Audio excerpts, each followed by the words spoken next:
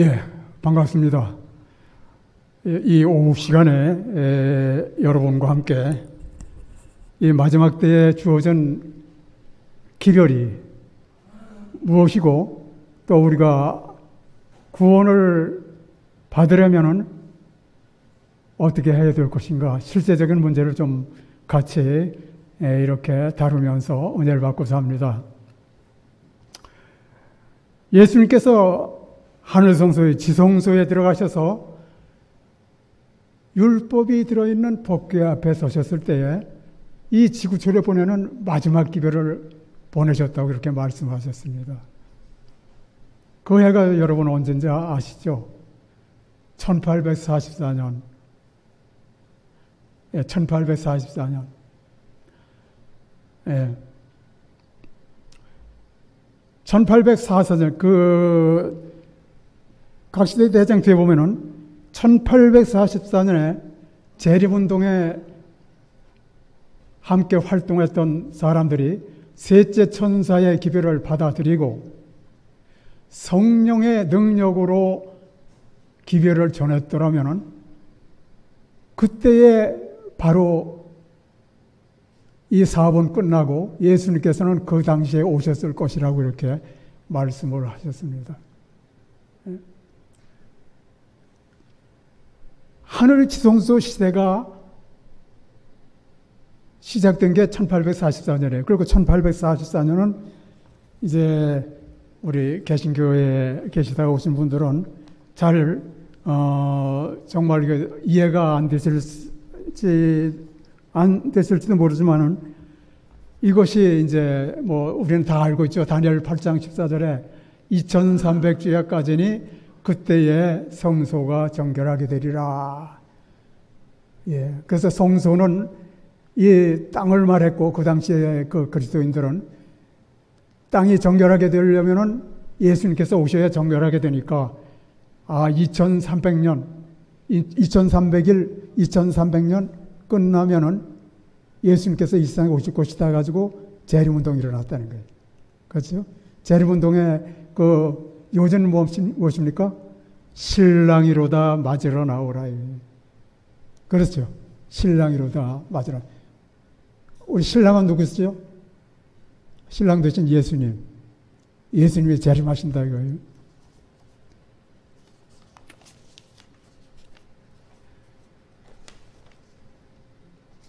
진리는 너무도 두드러져서 달려가는 자도 읽을 수 있게 될 것이다 이런 말씀이에요. 달려가면서도 읽을 수 있게 될. 만약 우리가 1844년에 재림운동에 참여하고 또 그 당시에 그분들과 함께 이렇게 활동했더라면 어떨까요? 같이 뛰었을 거예요. 그죠? 신랑을 마주하기 위해서 모든 정말 준비를 다 하고, 그렇게 했을 겁니다. 좀 전에 말씀드렸지만은 2300주야까지니 그때의 성소가 정결하게 함을 입으리라. 다니엘 8장 14절에 이 말씀은 2300년까지니 그때에 예수께서 재림하신다고 해석해서 재림운동이 일어났다 이거죠. 재림운동이 일어났습니다.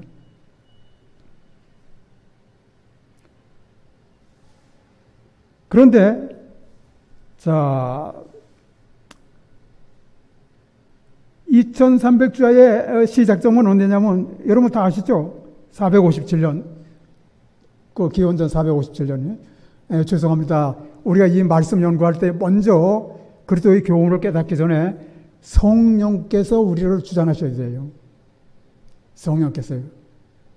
왜냐하면 예수님께서는 그가 와서 그래서 내가 떠나가는 것이 유익이라고 말씀하시고, 그 다음에 지금 내가 너에게 말씀을 얘기를 해도 알아듣지 못할 것이다.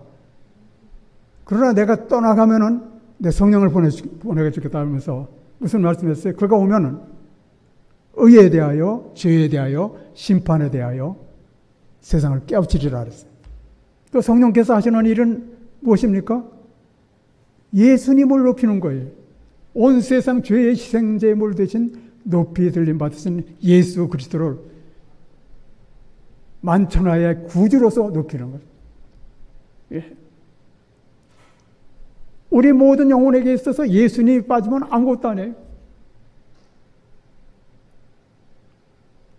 그래서 그는 흥하여야 하겠고 나는 쇠하여야 하리 하면서 외쳤죠. 그죠?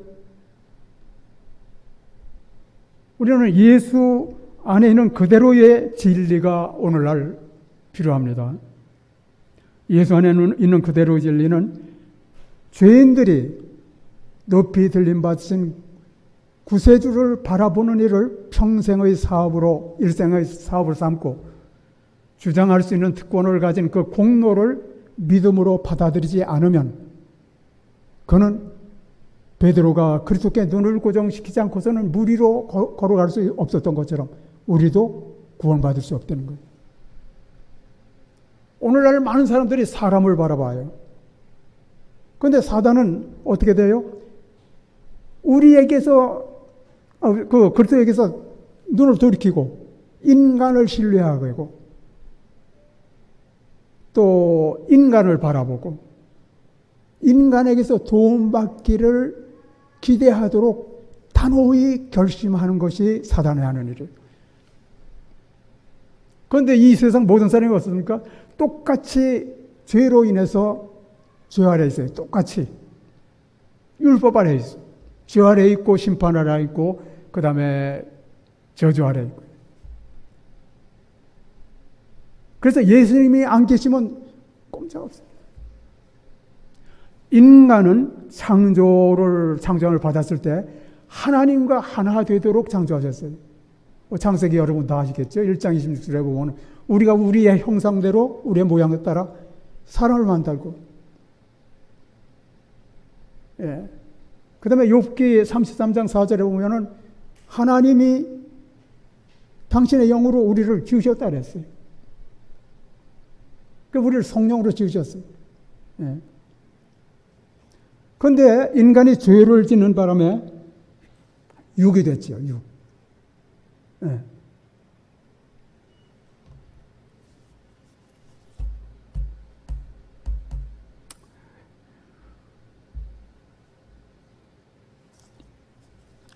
예, 이 말씀 좀 더 보겠습니다.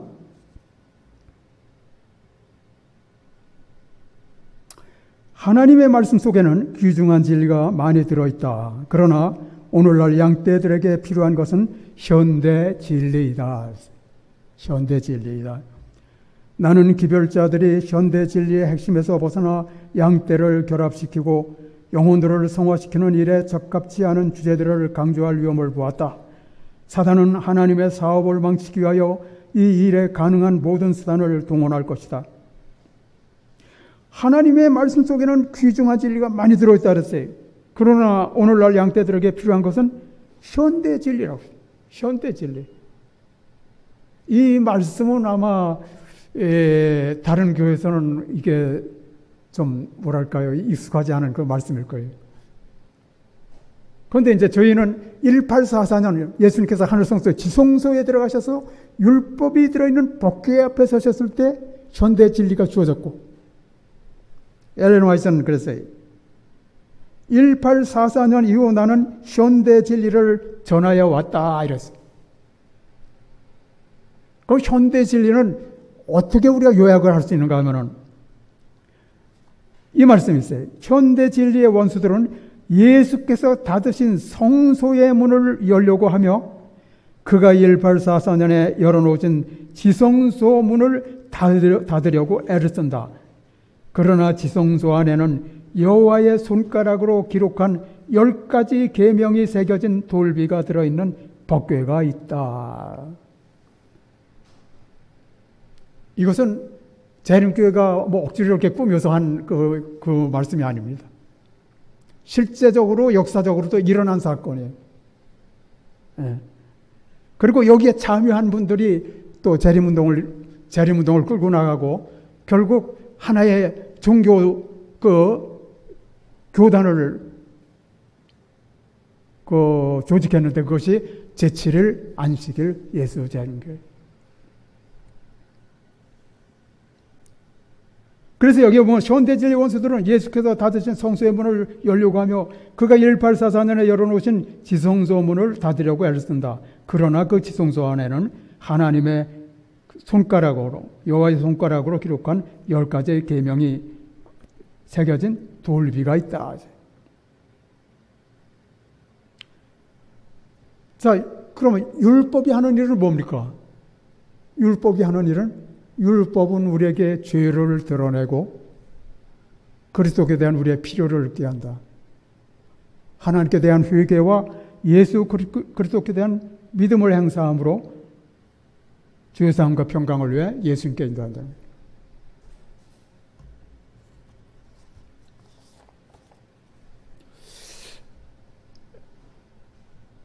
사도 바울이 그 믿을 없는 의의를 전했을 때 어떻게 전하냐면 그리스도의 의의를 율법과 관련시켜 사도 바울은 믿음으로만 의의를 제시했습니다. 우리가 전하는 마지막 기별도 사실은 율법이 들어있는 법궤 앞에 서셨을 때 예수님께서 그때의 마지막 기별, 셋째 전사 기별, 믿음으로 없는 의의 기별을 보내셨습니다.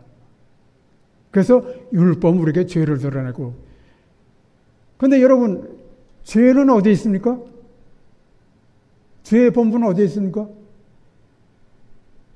죄의 전부는 우리 마음속에 있습니다. 특별히 저는 여러 번 이 말씀을 드리고 있는데, 하나님의 율법은 마음속에 들끓는 시기, 질투, 악한 원한, 정오, 야심 및 정욕 등을 주시하여 본다. 이러한 악의 씨들은 뜻은 있으나 기회가 없어 행동으로 나타나지 않을 뿐, 기회만 있으면 언제든지 행동으로 나타나게 된다. 예, 언제든지 기회만 있으면, 여러분, 그 성폭력, 특별히 말이죠. 이건 그 나라가 요란하죠. 각 나라도 굉장히 심하다라고 보니까요. 이건 어떤 남녀노소, 인종이나 무슨 지고화 막론하고, 이게 타락한 인간의 본성이에요. 그런데 인간은 하나님과 하나로 지음을 받았는데, 하나님과 인간을 불신 게 뭡니까? 바로 이 죄입니다. 그런데 죄가 어디에 있어요? 내 마음속에 있어요. 사도 바울은 이를 행하는 자가 내가 아니요 내 속에 거하는 줄 알았어요. 원하는 바 선언하지 않고 원치 않은 바 악은 행하는 듯. 그 다음에 뭐라고 얘기했습니까? 내가 원하는 선을 행하기는 선을 행하기 원하는 나에게 악이 함께 있다. 선과 악, 선악과를 따먹은 건 아담과 하와가 따먹었지만 선악과를 따먹은 그 결과는 지금 우리 생에서 나타납니까? 나타나죠. 나타나요. 네. 그럼 죄를 어떻게 해결할 것이냐? 하나님과 인간이 정말 하나로 지음을 받았지만은, 우리는 하나님과 하나로 지음을 받았지만은, 인간이 하나님과 분리시킨 게 사단이고, 그렇죠? 먹는 날에는 정령 죽으리라. 결코 죽지 아니하라. 이게 사단의 말이죠? 둘 중에 하나는 거짓말이에요. 그렇죠? 그래서 따먹었어요. 그래서 에덴에서 쫓겨났죠? 그 다음에 거기서 자손을 낳았죠? 그래서 우리 세대에까지 이르러 왔습니다. 그런데, 그러면 하나님과 인간이 하나로 되는데, 그러나 사단, 바로 죄가 하나님과 인간을 분리시켰는데 그 죄가 여러분과 제 마음속에 있다 이거죠. 그럼 내 속에 있는, 여러분 속에 있는 죄만 해결하면은 어떻게 돼요?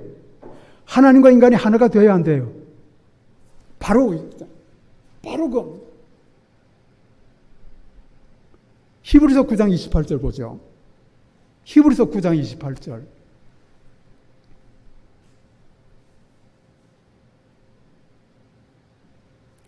히브리서 9장 28절.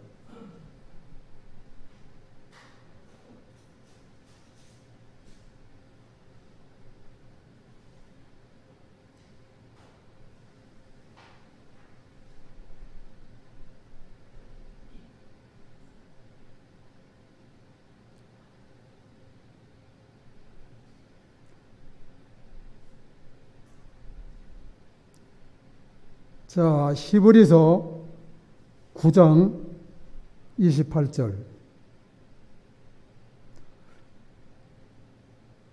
이와 같이 그리스도도 많은 사람의 죄를 담당하시려고 단번에 들으신 바 되었고 구원에 이르게 하기 위하여 죄와 상관없이 자기를 바라는 자들에게 두 번째 나타나시리라. 오늘 지금 재림을 앞두고 있습니다. 예수님의.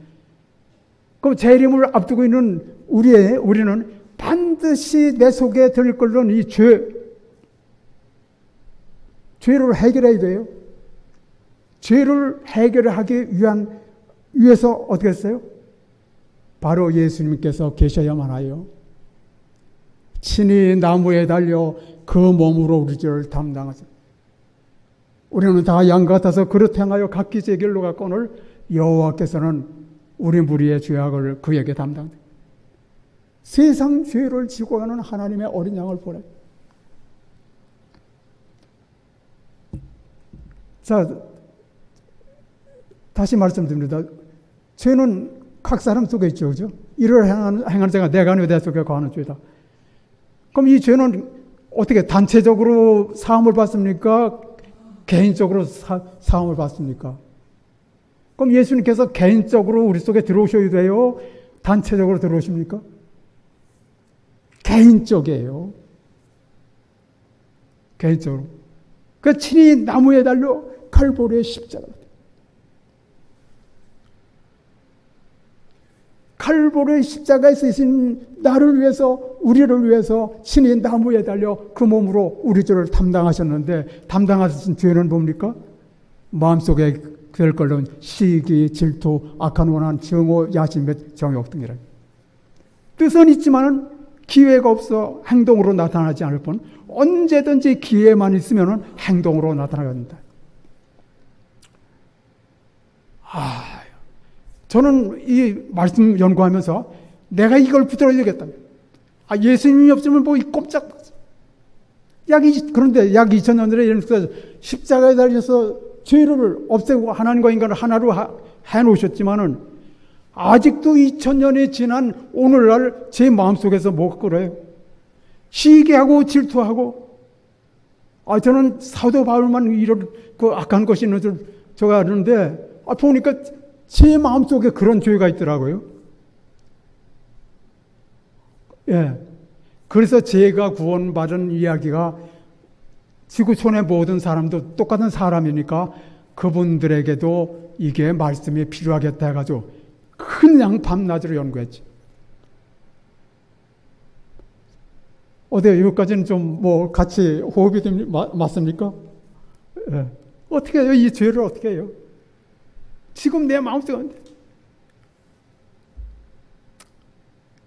그래서 예수님께는 친히 나무에 달려 하늘과 땅 사이에, 하나님과 인간 사이에 그 십자가를 세우시고 당신의 율법으로 우리에게 죄를 드러내시면서 당신의 성령으로 우리 속에 들어오시는데 성령 받아야 돼요? 안 받아야 돼요? 내가 떠나가는 걸 육이라고 성령 보내주셨어요. 너희를 고아같이 버려두지 않고 너희로 오겠다고 말씀하시고 요한복음 14장에 보면은 그렇죠. 내가 너희를 고아같이 버리지 않고 너희로 오겠다. 그럼 지금 이 시간, 그런데 성령께서는 문 밖에 서서 두드리시는데 어떻게 해야 돼요? 마음 문을 열지 않는 게 그리스도인의 가장 큰 죄라고 하는데 어떻게 돼요? 제가 당장 문을 열었어요. 이것도 뭐 제가 한두 번 뭐 그렇게 아니더라고요.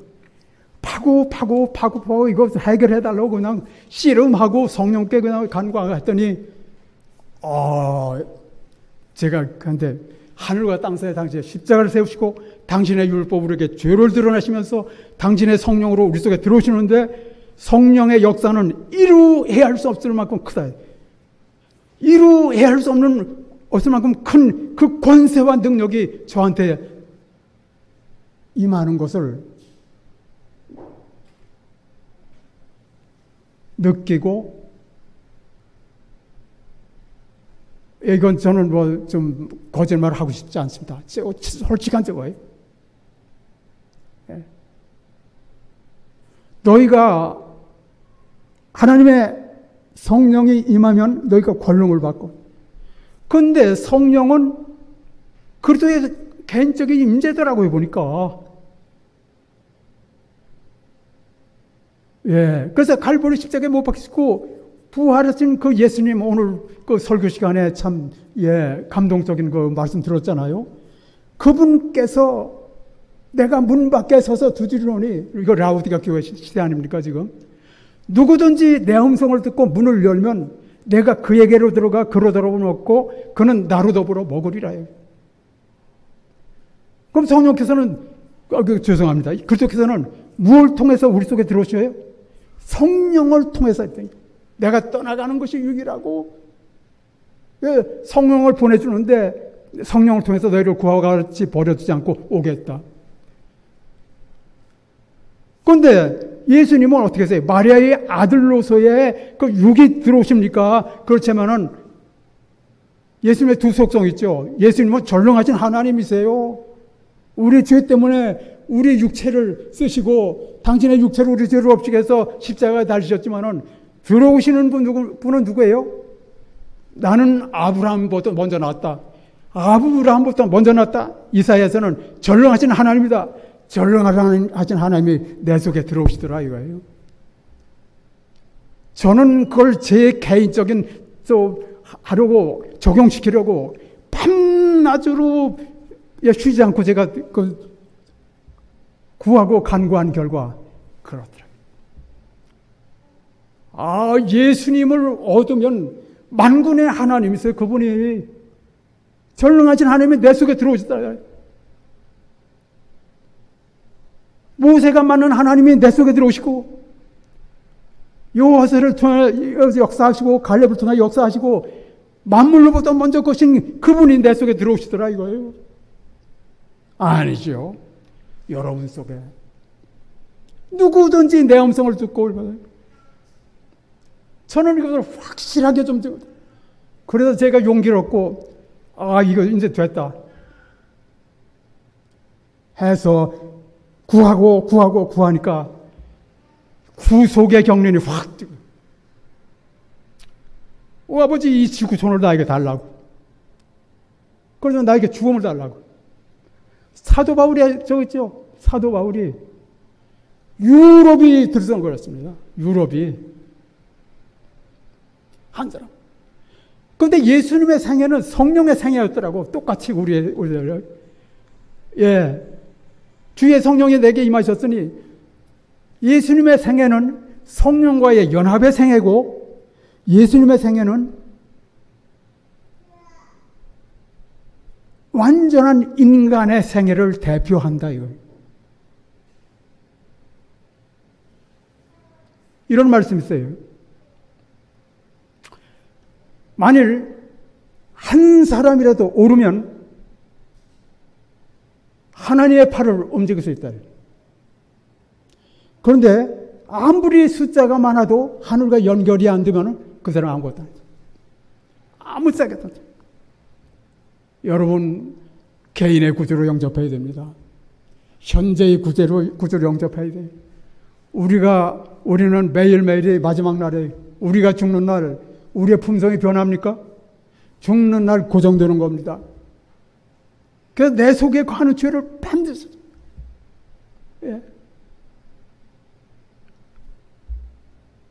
그래서 이제 얼마 전에 또 제가 이제 여기까지는 다 그런데 그렇더라고요. 그런 말씀이에요. 예수님께서 가르쳐 주신 교훈은 사실은 우리를 구원하실 그 교훈이죠. 뼈에 사무치도록 이 말을 반복하라고 그랬어요.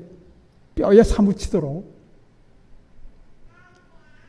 그 다음에 우리가 성령 받는다. 그런 말씀이 있어요. 인간에게는 성령이 끊임없이 부어져야 된다. 그렇지 않으면 세상 영이 우리를 지배할 것이다. 끊임없이 컨스턴트리입니다. 그 다음에 매 순간 성령의 임재가 있어야 함을 realize, 인식하라. 매 순간입니다. 그래서 제가 이걸 연구하는데 매 순간마다. 그리고 성령을 받는 결과는 성령에 관한 것만을 생각한대요. 그리고 자신을 잃어버린다. 그리고 그리스도께서 만유이시오, 만유의 안에 계심을 깨닫게 된다. 이야, 이 말씀, 그러면 내가 성령을, 그러니까 결국 또 이랬어요. 그런 말씀 있죠. 그리스도인의 생애는 처음부터 마지막까지 그리스도가 없이는 그 한 발자국도 전진할 수 없다. 그 다음에 그리스도인의 생애가 말이죠. 그 다음에 어떤 말씀이 있냐면 그리스도께서는 우리가 그분과 끊임없이 함께 하기 위해서 성령을 보내주셨다는 거예요. 야, 이 성령 보내신 게 이게 주는 영신이, 주와 파는 자는 한 영이니라. 그의 성령을 우리에게 주심으로 우리가 그 안에, 그가 우리 안에. 예. 그 다음에 어떤 말씀이냐면은 이런 말씀이 있어요. 날 떠나서는 너희가 단 하나의 죄도 이길 수 없고 단 하나의 유혹도 물리칠 수 없다. 내 안에 거하라. 나도 너희 안에 거하리라. 그리스도 안에 거한다는 것은 성령을 끊임없이 받는 것을 의미한다.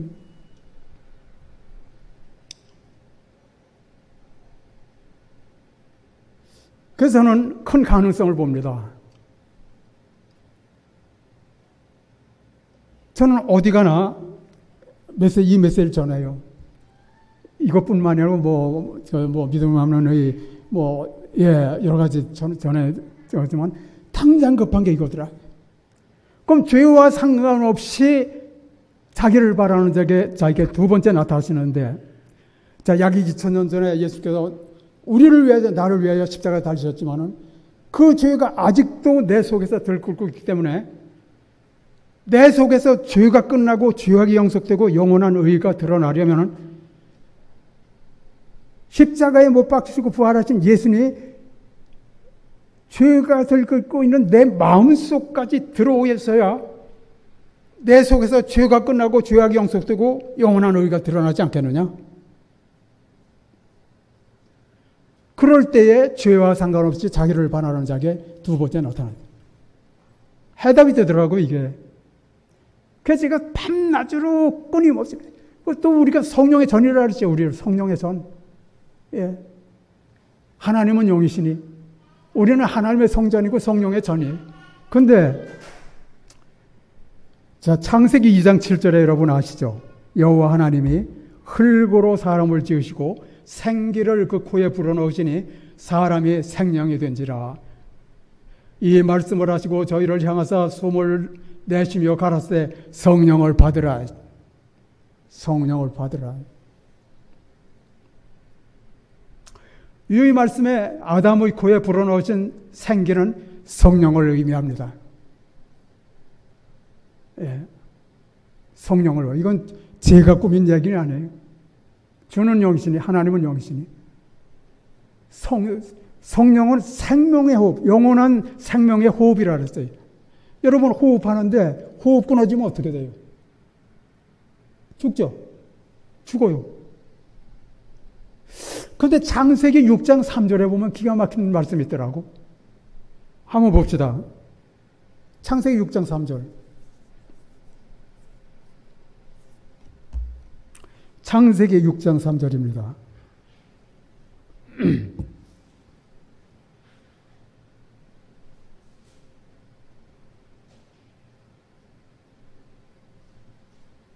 여기 보면은 여호와께서 이르시되 나의 영이 영원히 사람과 함께 하지 아니하리니 이는 그들이 육이 됨이라. 육. 예. 여기서 영이 나오고 육이 나오더라. 예수님께서 말씀하셨죠. 사도 바울도 그렇고 영은 영이요, 육은 육이니 또 말씀하셨죠. 육은 무익하니라. 살리는 것은 영이니 육은 무익하니라. 그 다음에 어떤 말, 내가 너희에게 이런 말이 영이요 생명이니.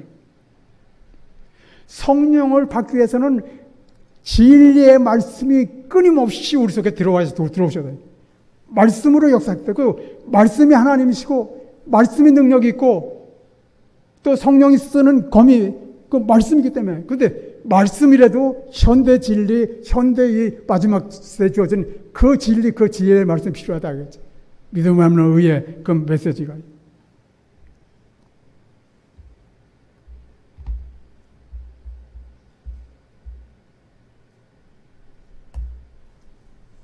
그래서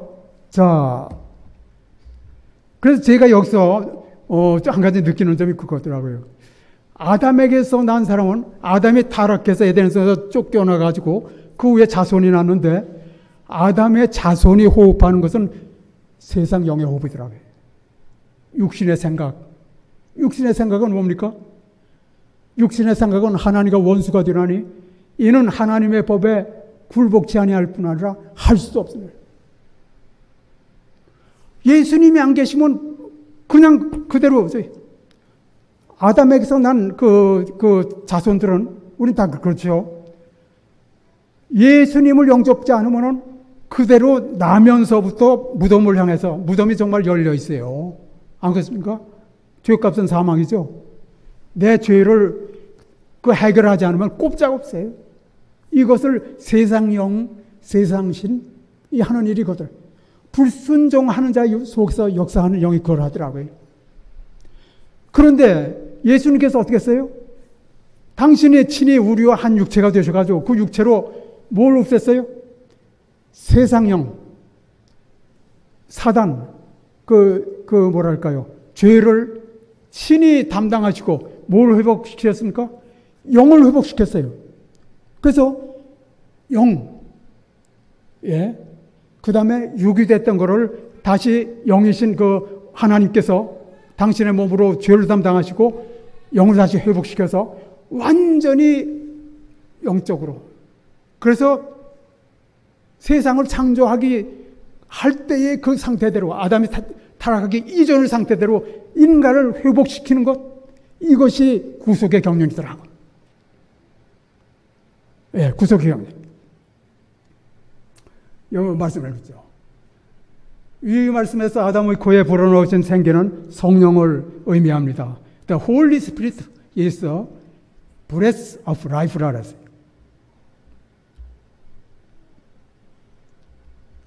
자, 사람이 살아있다는 것은 숨을 쉬고 있기 때문입니다.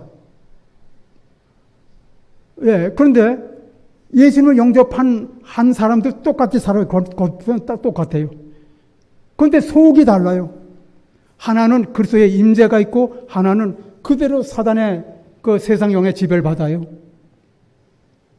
어느 쪽을 속해하느냐? 예수님을 영접지 않으면 꼼짝없어. 성령을 받지 않으면 그리스도의 임재가 없어가지고 하나님의 생생한 임재가 없기 때문에 꼼짝없이 사단에게 파괴된다 이거예요. 그래서 그 증언에는 어떤 말씀이었냐면 여러분들이 예언은 굉장히 연구 많이 하는데 그러나 성령에 대해서는 왜 그렇게 그걸 구하지 않느냐고. 성령을 받아야 산다고. 지금은 성령은 그 간구하는 자에게 성령의 시대고 성령의 권능이 나타나는 시대에 살입니다. 여러분 그 심장 소생술 있죠? 왜 소방대원 119 그런데 요즘은 가끔 보면 심경색증 봐가지고 달려가다가도 사람이 그냥 픽 쓰러가지고 숨이 멈추는 거예요. 그냥 놔두면 어떻게 돼요? 죽어요. 호흡이 끊어지면 죽는 거예요. 그래서 그걸 다 소방 그러죠. 그런데 영적으로 살아있다고 하면서 성령을 끊임없이 호흡하지 않고 성령을 끊임없이 받지 않고 성령의 임재가 있으면 끊임없이 자고 성령에 관한 것만을 생각해서 진리 안에서 정말 호흡하고 하지 않으면 그 사람이 죽은 사람이에요, 산 사람이에요? 죽은 사람이에요. 포도나무아 너희는 내 안에 거라 나더라. 그래서 좀 전에 말씀드렸죠. 날 떠나선 단 하나의 죄도 이길 수 없고 단 하나의 유혹도 물칠 수 없다. 내 안에 거하라 나도 너희 안에 거하리라. 성령 안에 그리스도 안에 거한다는 것은 성령을 끊임없이 받는 것을 의미한다. 이거 여러분 잊지 마세요. 끊임없이 받아요. 성령에 관한 것만을 생각하세요. 제가 그래서 밤낮으로 자나깨나 성령에 그랬더니 의가 뭐고 죄가 뭐고 그 다음에 심판이 뭐고 열리더라고요. 근데 이 말씀이 떠서 제가 또 여러 곳에 그 메일을 말씀을 전합니다. 그럴 때 어떤 목사님들이 또 질문을 많이 해요. 거기에 하려면 또 대답을 해야죠. 예, 씨름합니다. 그러면 지금까지 할 때는 그 말씀의 핵심성 그걸 그 시간에 주시더라고요. 이건 저의 하나의 체험입니다. 예. 이건 뭐 틀림없어요. 만일 사람이 죄를 짓지 않았더라면 아직도 성령을 호흡하고 영생을 누리고 있었을 것이다. 왜냐하면 성령은 영혼에게 있어서 생명의 호흡이기 때문이다. 만일 인간이 범죄하지 않고 성령을 끊임없이 호흡했다면 그 결과는 어떻게 되었을 것인가? 다음의 증언을 한번 보죠. 신의 성품에 참여하는 사람들이란 그 주제로 주께서는 땅의 티끌 가운데서 사람을 지어내셨다. 그분은 아담을 당신의 생명과 당신의 품성에 참여하는 자로 만드셨다. 그 다음에 어떤 말씀이냐면 전능하신 분의 숨결이 아담 속에 불어넣어져서 그가 생명이 된 것이다. 아담은 그의 창조주의 형상을 지니고 있었기 때문에 외모도 완전하여서 튼튼하고 순결하고 아름다웠다. 그리스도를 받은 사람이 인석 속에 신성이 들어올 삶으로 신성의 영광이 우리 몸에서 나타난다 이거예요. 하나님의 임재의 영광이에요. 그 다음에 이 말씀 봐요. 오래도록 간직되어 왔던 육체적 능력, 인간이 하나님의 손에서 나올 때는 그 몸의 조직과 기관들은 완전하였고 외모는 아름다웠다. 지난 6,000년간 점령하는 범죄와 질병의 무거운 짐을 그 몸으로 지탱해 왔다는 그 사실 하나만으로도 인간이 최초에 하나님께로부터 받은 힘이 어떠하였는가를 쉽게 알 수 있다. 6,000년까지. 그런데 지금 성령을 받으면 어떻게 돼요? 성령의 역사는 이루어야 할 수 만큼 크다. 그 다음에 성령은 하나님의 생생한 임재이기 때문에 하나님의 임재의 능력이 나타난다. 너희 안에서 행하시는 이는 누구라 했어요? 하나님이시니. 두려울 거 없습니다. 우리가 정말 내 속에 관한 죄를 지고 갈보리의 십자가에 매달리고 영으로서 우리 속에 들어오시는 그 하나님의 임재를 우리가 품고 있을 때에 이 세상에 뭐 두려울 게 하나도 없어요. 그러나 조금이라도 성령을 소홀히 하고 호흡을 하지 않으면 영락 없어요. 인간에게는 끊임없이 성령을 받아야 된다. 그렇지 않으면 흑암의 권세에 대항을 아무런 의향도 갖지 못하게 된다. 그래서 예수님께서는 오늘날 하늘과 땅 사이에 당신의 십자가를 세우시고 당신의 율법으로 죄를 드러내시면서 당신의 성령으로 우리 속에 들어오시는데 성령의 역사는 이루 헤아릴 수 없는 만큼 크다. 바로 이 근원으로부터 권세와 능력이 하나님의 일꾼들에게 부어지는데 그럼 성령은 무엇이냐? 영혼에게 있어서 그리스도의 개인적인 임재로서 보혜사가 되신다.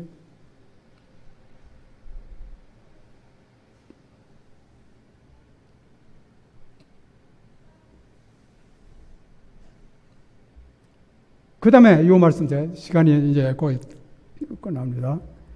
하늘에서 오는 능력이에요. 거룩한 능력, 성령의 능력이 제자들에게 주어졌던 것처럼 오늘날 그것은 올바로 구하는 모든 사람들에게 주어질 것이다. 이 능력만이 우리를 구원받는 지혜가 있게 하고 하늘 궁정에 적합하게 해줄 수 있다. 그리스도께서는 우리를 거룩하게 해줄 축복을 우리에게 주시기를 원하신다. 그분께서는 내가 이것을 너희에게 이루면 내 기쁨이 너희 안에 있어 너희 기쁨을 충만하게 하려 함이니라고 말씀하신다. 성령 안에서의 기쁨은 이거 한번 들어보세요. 성령 안에서의 기쁨은 건강을 주는 기쁨이요 생명을 주는 기쁨이다. 하나님께서는 당신의 영을 우리에게 주심으로 당신 자신을 우리에게 주시고, 어떤 말씀이에요? 하나님께서는 당신의 영을 우리에게 주심으로 당신 자신을 우리에게 주신다래요. 그 어떻습니까? 우리는 하나님과 하나로 지음을 받았는데, 그럼 우리와 하나님 사이를 가린 그 죄를 십자가의 권세로서 없이하고, 이제 십자가에 못 박혀서 부활하신 그분이 보내주신 성령을 통해서 우리가 받아들이고 주의 임재하심이 우리 속에 있을 때에 너희를 해할 자가 결단코 없으리라는 거예요. 하늘과 땅의 모든 것을. 그 마태복음 28장 18절의 그 주석을 한번 보세요. 제가 이 말씀을 드리고 좀 마쳐야 되겠네요. 마태복음 28장 18절 주석. 마태복음 28장 18절 주석.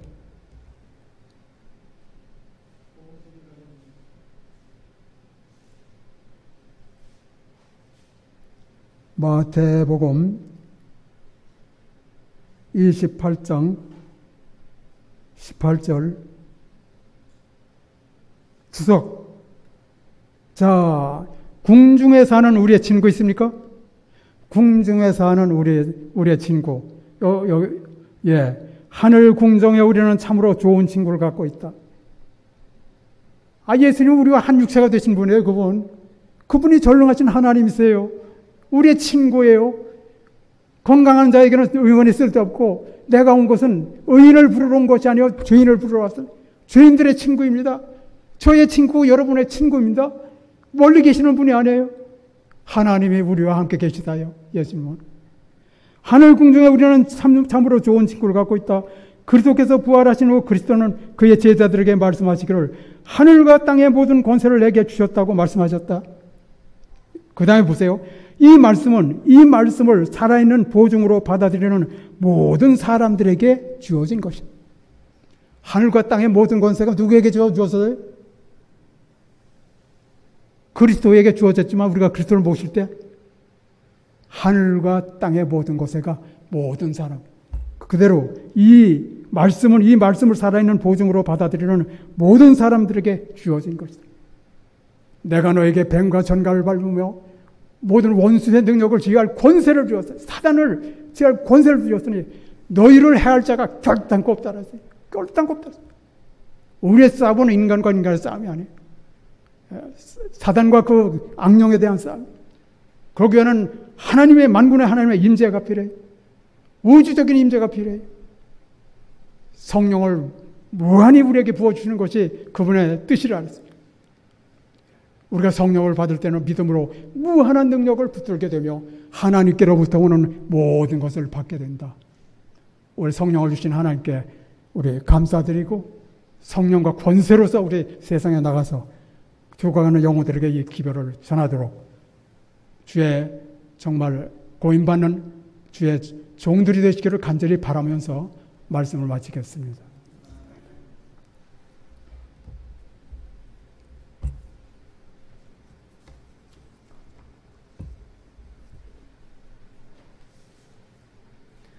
다 같이 일어나셔서